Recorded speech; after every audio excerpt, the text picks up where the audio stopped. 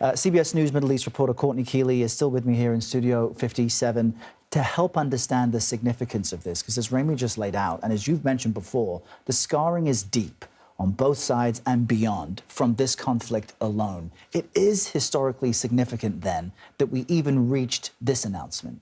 Absolutely. And to paraphrase what President Biden said about this ceasefire and this deal, it takes one day.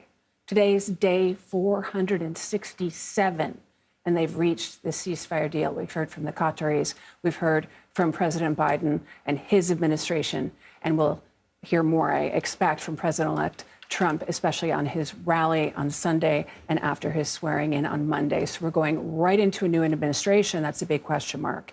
However, we have to look at the region and how it's changed so significantly, seismically. New president in Lebanon, Hezbollah decimated, new Syrian power structure, Bashar al-Assad gone, the whole Shia crescent is gone. That whole power structure of all the proxies that supported Hamas is gone. So, and Hamas leadership itself decapitated, exactly. Now run by the and brother Yahya of Mohammed Sinwar, who led that kind of cult of death, is gone.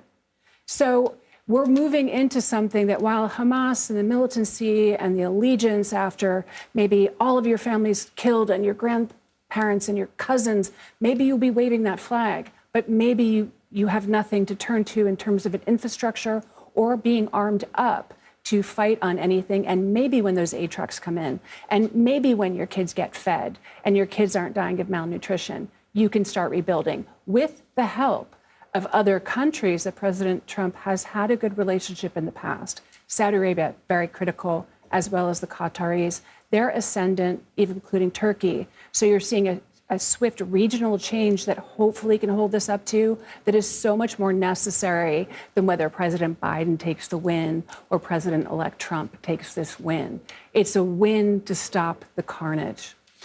And even politically, domestically here in the U.S., it is a significant moment to see President Biden acknowledge President-elect Trump on this specific topic. In fact, we want to play with our viewers sound from just a few moments ago as President Biden spoke from the White House on this issue.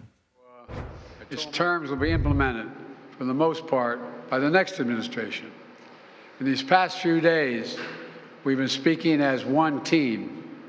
This has been a time of real turmoil in the Middle East. But as I prepare to leave office, our friends are strong, our enemies are weak, and there's a genuine opportunities for a new future. So an opportunity, but each administration has their own priorities. Biden has always said he wanted to see a development toward a Palestinian state, a rebuilding of Gaza. Trump has always emphasized Israeli security and protection. Who else in the region has a vested interest? Because as you've laid out, both Hamas and Benjamin Netanyahu, the Israeli prime minister, are somewhat damaged from this war. Right. Benjamin Netanyahu is barely held on. He still has to see the Israeli cabinet vote on this. There still will be things that go to the Supreme Court about the Palestinians who will be released. So he has his own work to do with his own government, and he does have better ratings. But when President Trump, president-elect, when he was president, he spent 2 years emboldening Israel in terms of annexation of the Golden Heights, moving the embassy to Jerusalem. So he's coming in known to the Israelis as somebody that they feel is pro-Israel, and a lot of people voted on that. But ironically, a lot of people, Arab Americans, also voted on President-elect Trump coming in to change facts on the ground with Gaza. He has a relationship with the Saudis. So does his son-in-law, Jared Kushner, and it's being reported that Jared Kushner will take a background role. He has a relationship with Benjamin Netanyahu. There are relationships that have already been forged in the first administration that are still very strong because they're familial ties.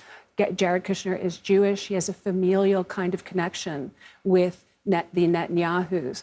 His wife will not be doing anything publicly, but he might be doing undercurrents, reviving that Abraham Accord. Where's the money coming from? Where's the rebuilding coming from? Where's the Palestinian Authority coming from? All of that takes so much regional support. And now that it has seismically changed, we might be able to see that. Courtney Kealy, thank you so much for being here with us through this special coverage.